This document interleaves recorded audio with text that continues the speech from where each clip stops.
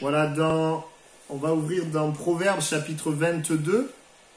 Donc je voudrais parler de la suite du message de dimanche, toujours sur cette thématique de la sagesse, et je voudrais voir la sagesse par rapport à la réputation, la renommée. Finalement, c'est ce que bien souvent les gens recherchent, une bonne réputation, une grande réputation. Mais finalement, nous, qu'est-ce que le Seigneur nous demande dans sa parole? Qu'est-ce que Dieu pense de la renommée, la réputation? On a vu dimanche avec l'exemple de Salomon que la réputation, c'est le fruit de nos actes finalement. Et que c'est important pour refléter Dieu, refléter Christ, d'avoir une bonne réputation. Je voudrais voir d'autres points ce soir. Donc je rappelle ces versets, Proverbes chapitre 22, verset 1. La réputation est préférable à de grandes richesses. Voilà, et Ecclésiaste chapitre 7, verset 1er. Une bonne réputation vaut mieux que le bon parfum et le jour de la mort que le jour de la naissance. Voilà. Pour nous montrer que finalement la réputation c'est quand même quelque chose d'important. On sait concernant Salomon que Salomon était réputé. Alors lui, il avait une grande réputation, une grande renommée, mais on a vu que la réputation venait de quelque chose, elle venait de la sagesse que Dieu lui avait donnée. On a vu aussi, pour terminer le message de dimanche, que l'important c'était de porter la réputation de Dieu finalement, qu'au travers de nous, les gens puissent voir Christ, ou les gens puissent voir Dieu. Et que finalement les gens autour de nous, comme ils ne voient pas physiquement Dieu, physiquement Christ, et qu'ils nous voient nous, et bien qu'ils puissent voir au travers de nos vies qui est Dieu, qui est Christ, son amour, sa puissance, sa sainteté, sa grâce, son caractère, ses œuvres. Amen. J'aimerais continuer et montrer quel est finalement, pour démarrer ce message, le but. Donc, oui, c'est pour Dieu, c'est la réputation de Dieu, mais quel est le but d'une réputation? Parce que voyez-vous, le but dans le monde d'une réputation, c'est d'être élevé, c'est de pouvoir être élevé, d'avoir finalement son propre ego. Mais finalement, dans la parole de Dieu, si Dieu dit que la réputation est importante, c'est pour quel but? Eh bien, je voudrais rappeler ces textes de Salomon. Ce qui a fait que Salomon soit réputé, c'est cette sagesse qu'il a demandée. Et finalement, le but de cette sagesse, je le rappelle, c'était de servir les autres. Amen. C'était de servir les personnes. Et j'aimerais vous dire que la réputation que Dieu veut nous donner, c'est afin de servir les hommes. La réputation est un moyen, une bonne réputation, un bon témoignage, c'est un moyen de servir les autres. Et Salomon dira dans 1 Roi 3, 8, 9, ton serviteur est au milieu du peuple que tu as choisi, peuple immense qui ne peut être ni compté ni nombré à cause de sa multitude. Accorde donc à ton serviteur un cœur intelligent pour juger ton peuple, pour discerner le bien du mal, car qui pourrait juger ton peuple, ce peuple si nombreux? Et dans 2 Chroniques 1, 11, il est dit donc afin de juger mon peuple sur lequel je t'ai fait régner. Donc c'est Dieu qui parle, je te donne la sagesse afin de juger mon peuple sur lequel je t'ai fait régner. Donc, finalement, la sagesse, la réputation, le but, c'était que Salomon serve le peuple. C'était que Salomon serve ses contemporains. Et si aujourd'hui, Dieu veut nous donner une bonne réputation, je ne dis pas forcément une grande réputation, mais une bonne réputation, c'est afin de servir. La réputation, elle est servante envers les autres et elle n'est pas conservante envers soi. Le but n'est pas d'essayer d'avoir une réputation pour être élevé et que les gens nous admirent, mais le but de la réputation, c'est de pouvoir servir. J'aimerais vous montrer plusieurs exemples dans la Bible. D'abord, la reine Esther, à un moment donné, Mardochée va lui dire, parce que Esther avait, on pourrait dire, une grande réputation, une bonne réputation, elle était la reine, elle avait un pouvoir, une autorité, et Mardochée va lui dire, mais peut-être que tu es arrivé à ce poste pour un temps comme celui-ci. Il va dire, c'est certainement pour un temps comme celui-ci que tu es arrivé à la royauté.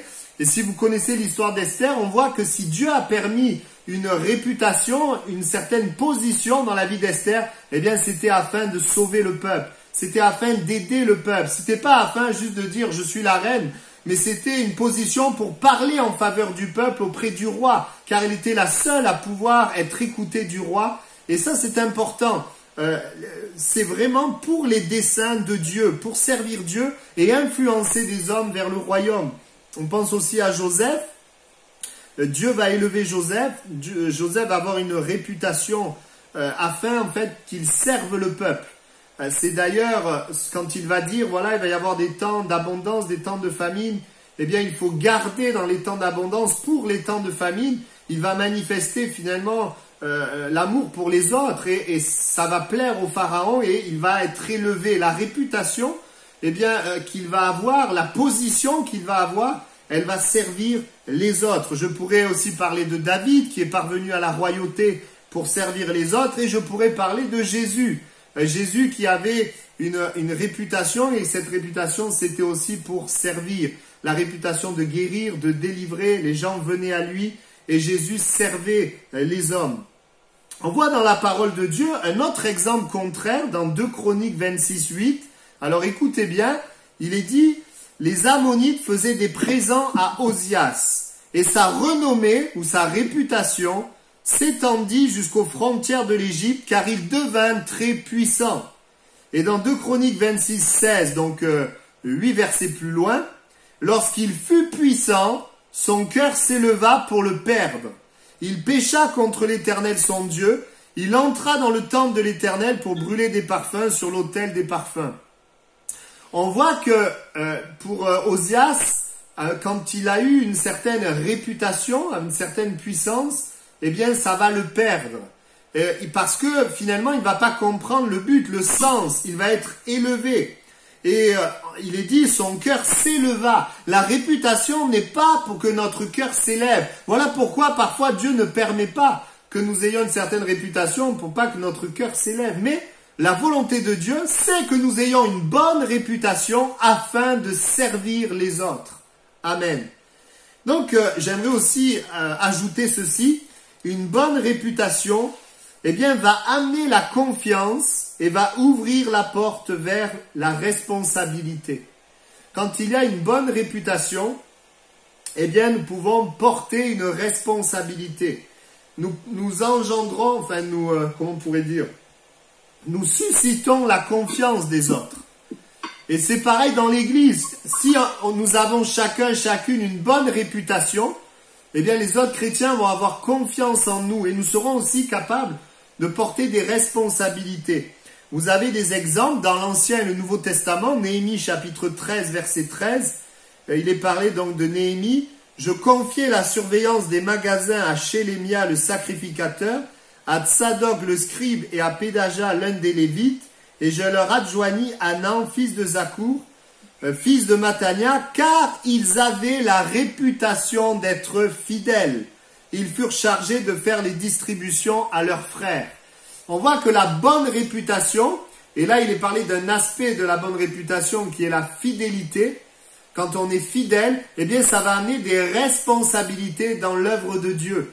Et j'aimerais dire aussi dans le monde séculier que Dieu nous aide à avoir une bonne réputation, à porter la responsabilité pour pouvoir bénir les autres, bénir ceux qui sont autour de nous. Et puis dans le Nouveau Testament, vous avez l'exemple que vous connaissez, Acte 6, verset 3. Choisissez parmi vous 7 hommes de qui l'on rende un bon témoignage, ou encore qui ont une bonne réputation, pleins d'Esprit Saint et de sagesse, que nous chargerons de cet emploi. Quand il y avait besoin de servir, ils ont pris ceux qui avaient une bonne réputation, un bon témoignage. Pas une réputation seulement, une bonne réputation selon les critères humains, mais une bonne réputation selon les critères bibliques. Qu'est-ce que c'est une bonne réputation selon les critères bibliques? Eh bien, on l'a lu, plein d'Esprit Saint et de sagesse. Amen. Et donc, plus nous allons aimer la présence de Dieu, du Saint-Esprit, la parole de Dieu, et plus la réputation, elle sera bonne et nous pourrons porter des responsabilités. Amen. Alors, j'aimerais continuer.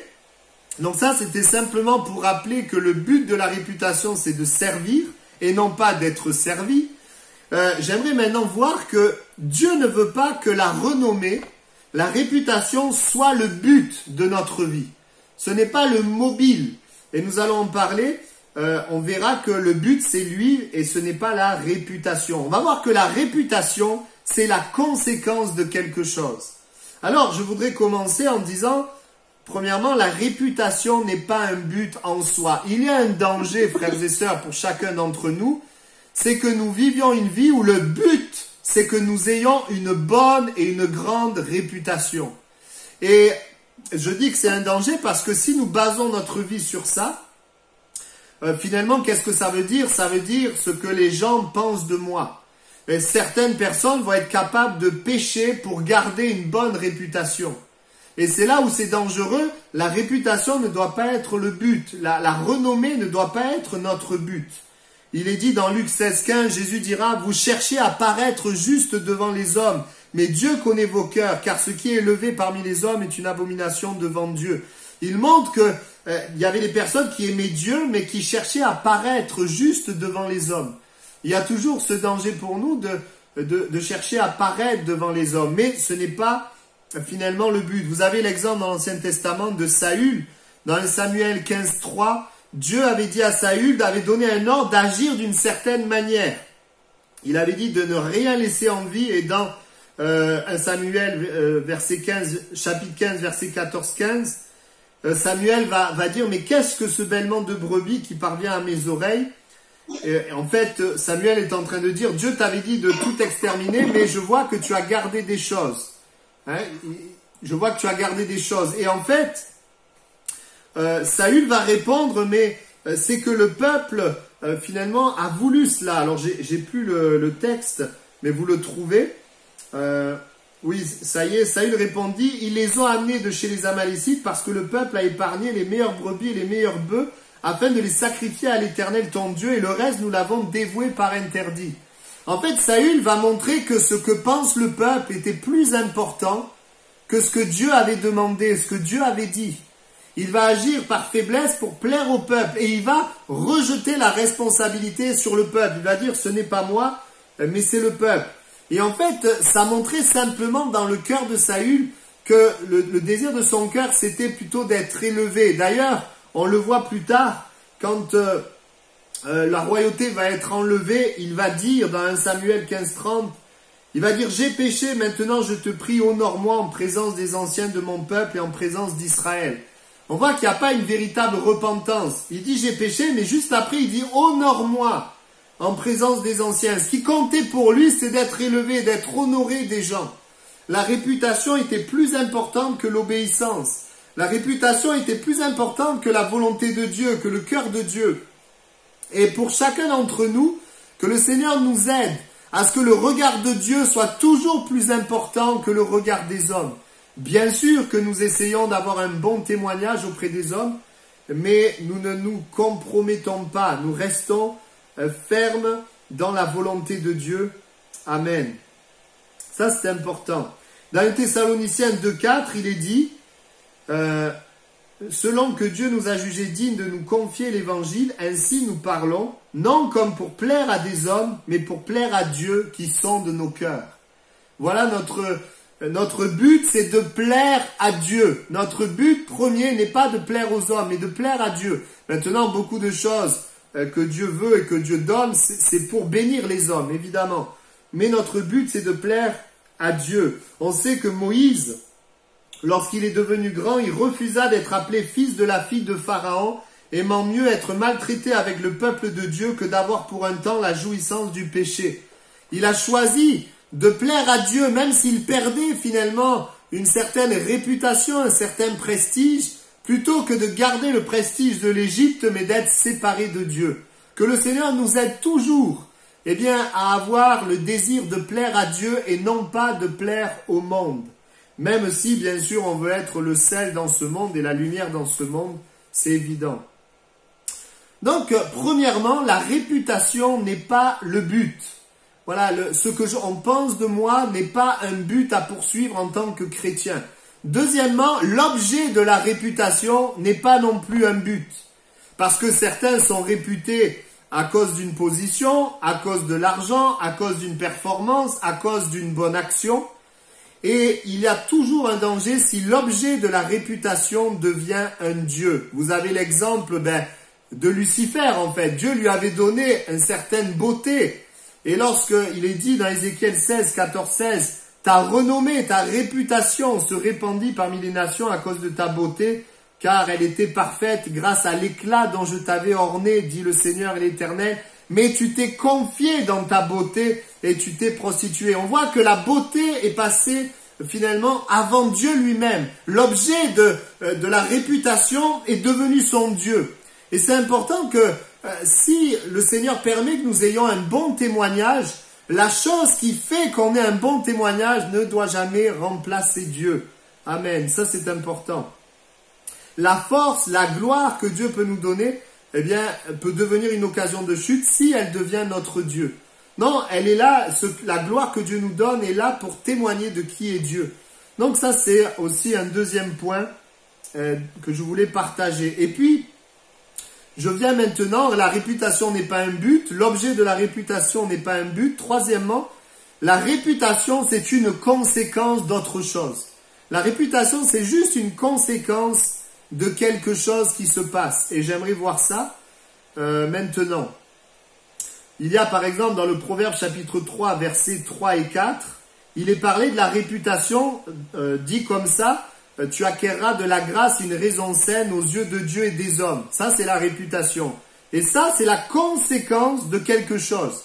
Le verset 3, que la bonté et la fidélité ne t'abandonnent pas, lis-les à ton cou, écris-les sur la table de ton cœur, tu acquerras ainsi une bonne réputation. La réputation est le fruit finalement de la bonté et de la fidélité dans ce verset, de certaines valeurs qui reflètent Dieu. Et quand on regarde la Bible, la renommée par exemple de Joseph, le fait qu'il ait une position, une renommée, c'était la conséquence de l'intelligence que Dieu avait donnée à Joseph. C'était la conséquence de la révélation que Dieu avait donnée sur le songe de Pharaon. Parce que Dieu avait donné ce songe, cette explication qu'il va donner, c'est ça qui va l'élever et qui va amener la réputation. Donc on voit que c'est la conséquence de quelque chose de Dieu. C'est la même chose pour David. La réputation de David était la conséquence de l'obéissance de David. Et c'est écrit noir sur blanc, textuellement, 1 Chronique, chapitre 14, versets 16-17. Écoutez comme c'est précis. David fit ce que Dieu lui avait ordonné, et l'armée des Philistins fut battue depuis Gabaon jusqu'à Gézer. La renommée de David se répandit dans tous les pays, et l'Éternel le rendit redoutable à toutes les nations. On voit que la renommée de David, c'était la conséquence de l'obéissance de David envers Dieu.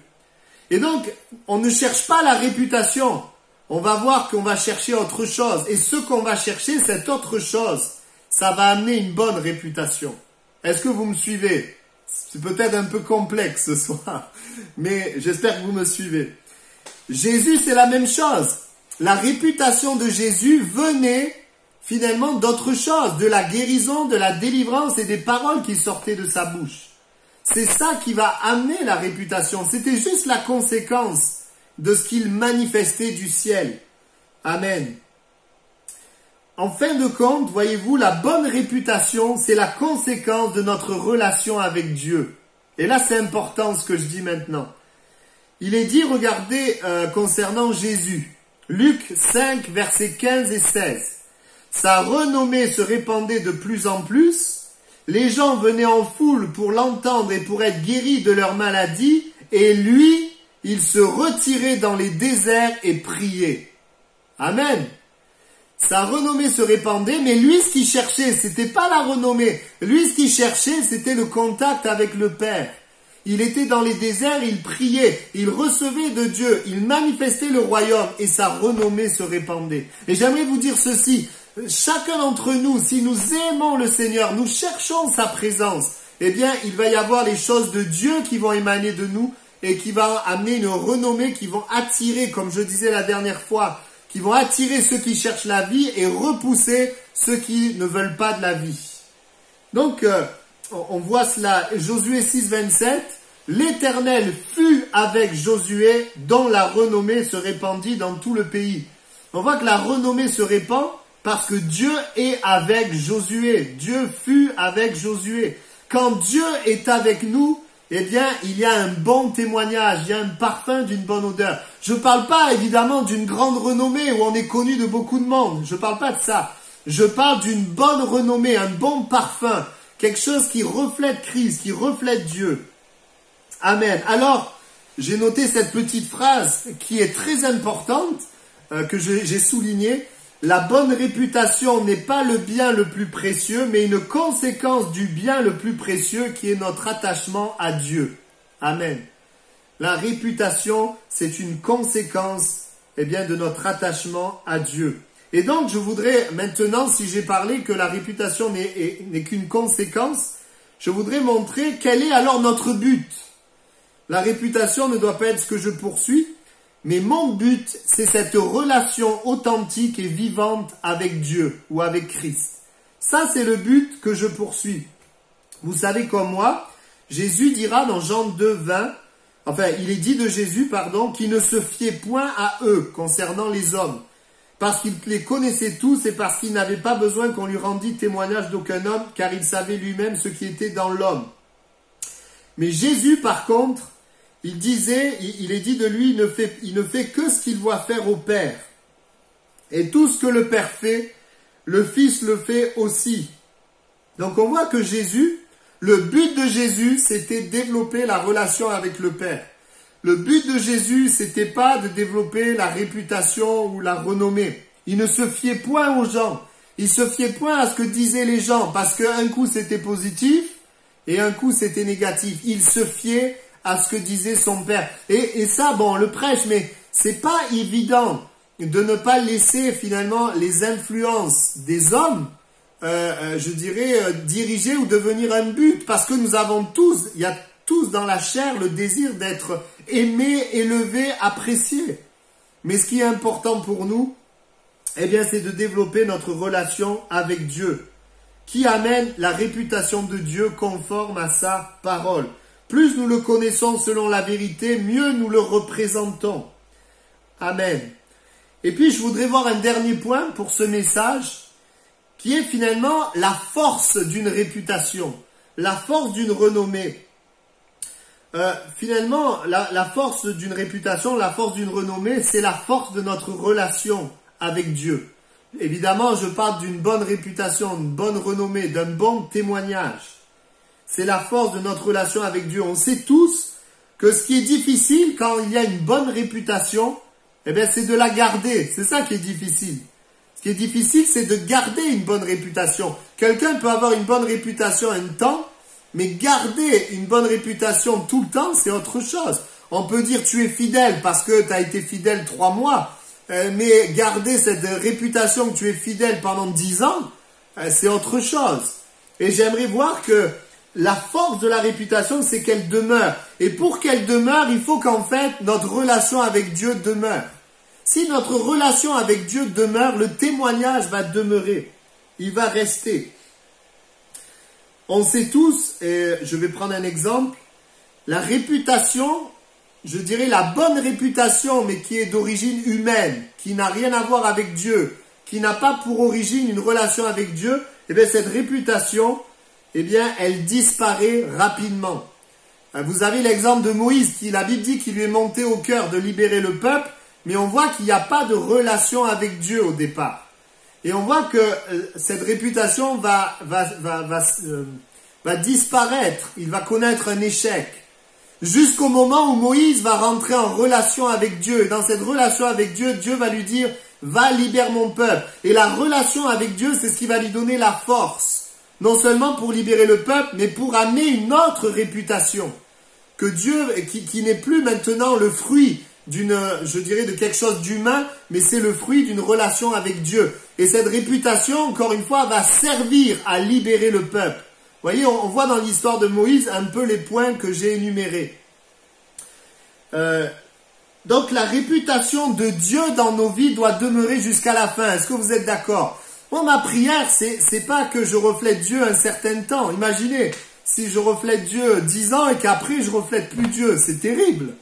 Mais notre prière à tous, c'est qu'on reflète Dieu jusqu'à la fin et de plus en plus. Amen. Et c'est possible. Pas parce qu'on est des super-héros, mais parce qu'on a une relation vivante avec Dieu. Amen. Et parce que notre relation avec Dieu ne dépend pas de nos émotions, de nos circonstances, mais notre relation avec Dieu, elle est liée à l'amour que Dieu a pour nous et que nous avons pour lui. C'est une relation aussi de foi.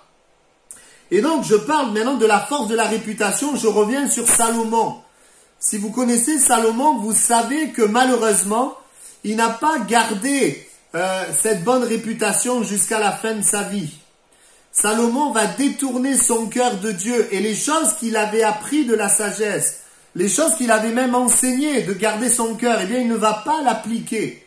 Et il va détourner son cœur vers d'autres dieux. Et ce qui est intéressant, et ce qu'on ne dit pas souvent, mais je voudrais le souligner ce soir, c'est que si vous regardez la fin de Salomon, la réputation de Salomon va changer. Il ne va plus être connu pour la sagesse, mais on voit deux choses.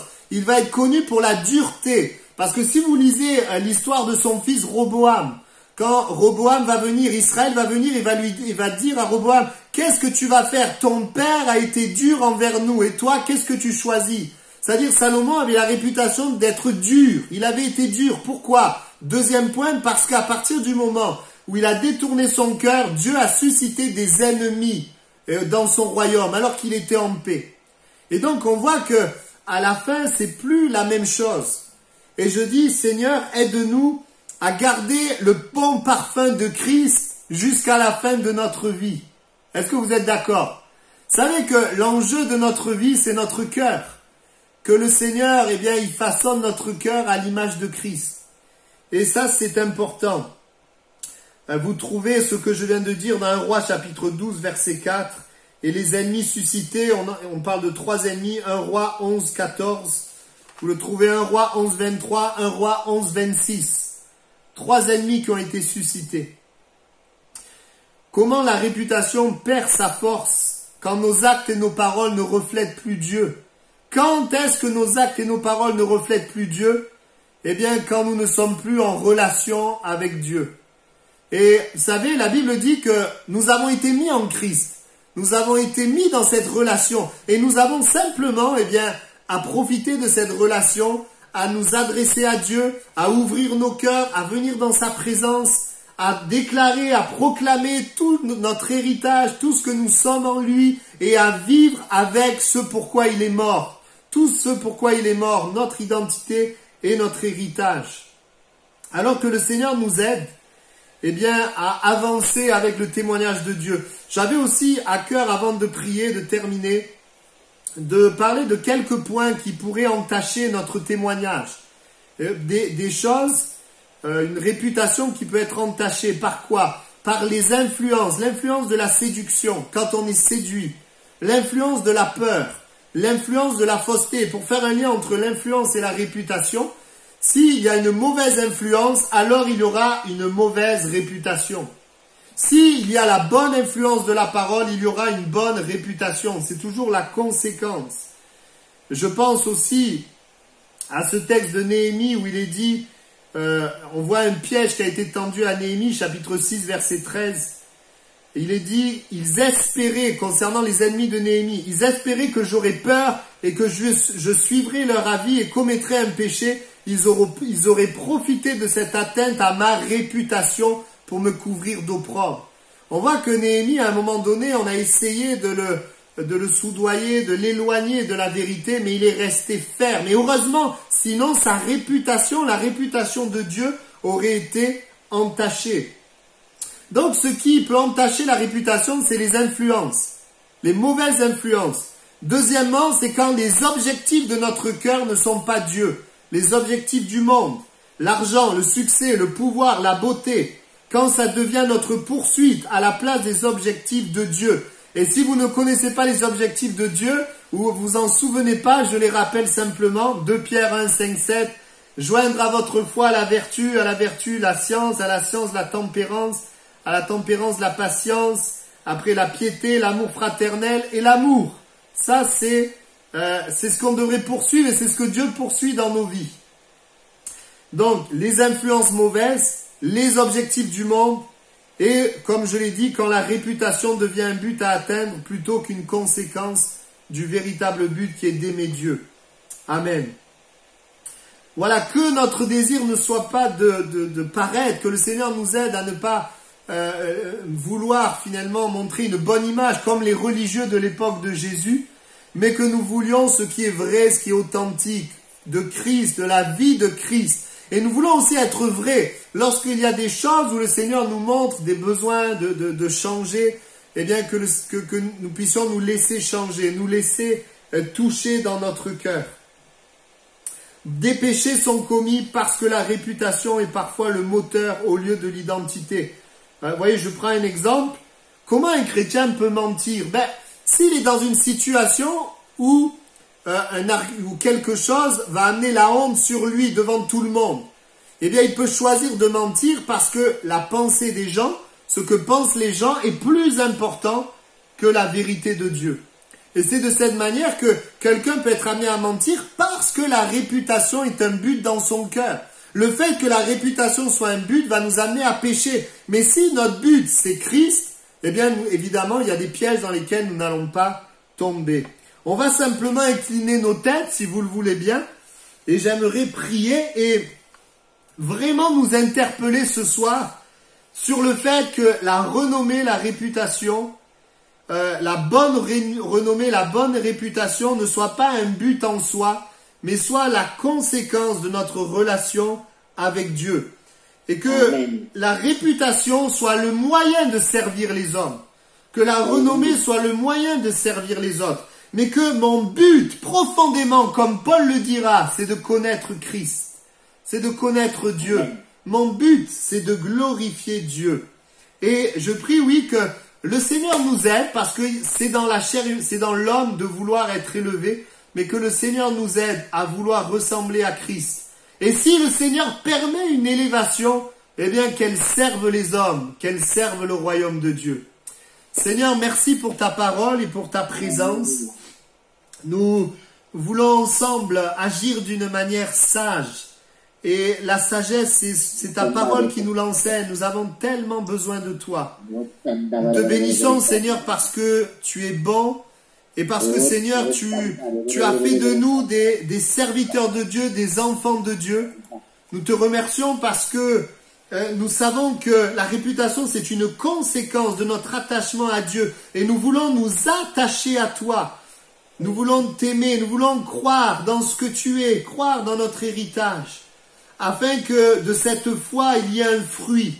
Tu dis que celui qui demeure en toi, il porte beaucoup de fruits. Tu nous montres que le fruit à ta gloire, c'est ce qui vient du fait de demeurer en toi. Alors fais de chacun d'entre nous des hommes, des femmes qui demeurent en toi. Et que, Seigneur, il y ait un bon témoignage, un parfum d'une bonne odeur qui nous permet de servir les autres.